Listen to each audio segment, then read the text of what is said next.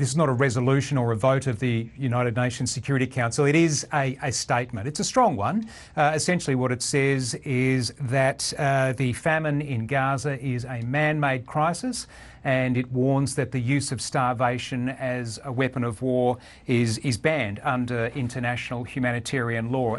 Gaza, as we know, has been officially declared the parts of it to be in famine. Around 500,000 people are in famine. That's likely to get higher. I think it's around 600,000 people are predicted to be in famine by September.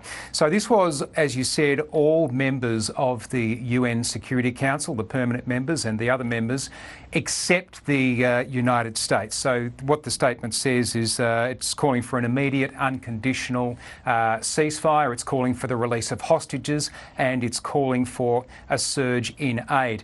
It's significant that the United States is not part of this. It's not unexpected that the United States is not part of this. That's been the case pretty much all the way through since this war began.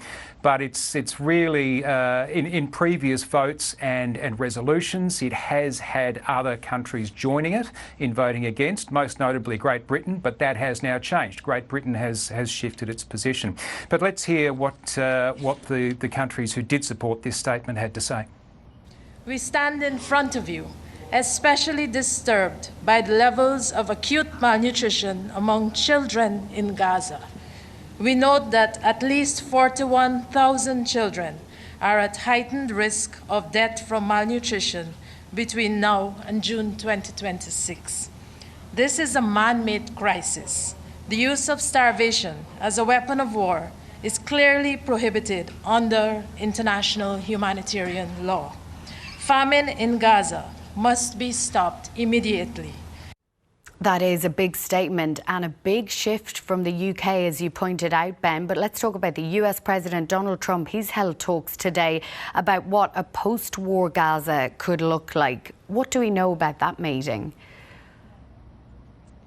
Well, not a lot at the moment, and we know a little bit. What we know, we've been told, is that Donald Trump is going to be chairing a meeting looking at what Gaza the day after a ceasefire would look like and ongoing. We know that former UK Prime Minister Tony Blair is there. We know that his son-in-law Jared Kushner, a former Middle East envoy in his first administration, is also there. We know that the Israeli Foreign Minister Gideon Saar is in Washington today. Don't know if he is at those talks. It's interesting. Look, the last time that we heard Donald Trump talking about what a post-war Gaza might look like, it was in terms of essentially a real estate development, that the United States would take over the strip, that the Palestinians who live there would be encouraged to go and live in other places that were built for them, and then it would become what he called the Riviera of the Mediterranean. Now that, if it was ever serious, was certainly not realistic. What we have here is something that is, I think, much more geared towards what the future of Gaza might look like with the agreement of the international community. We know that there are a couple of plans out there. They tend to have a structure which is essentially that Gaza is run by a multinational authority, an international policing force, peacekeepers if you like, a similar model to what you've seen in other places like Bosnia and Timor, moving towards Palestinian control taking over. Now that may or may not include the Palestinian Authority. It certainly wouldn't include Hamas. But all of that really is a long way away, because you have to get to peace first. You have to get to a ceasefire, or you have to get to a lasting peace first.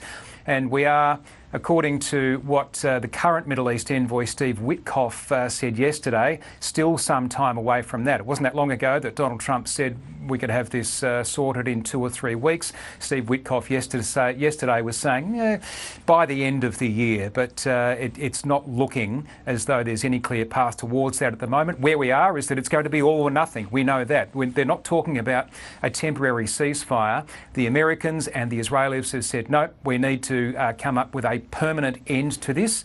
Now that obviously takes a lot more agreement, and we appear to be no closer to that.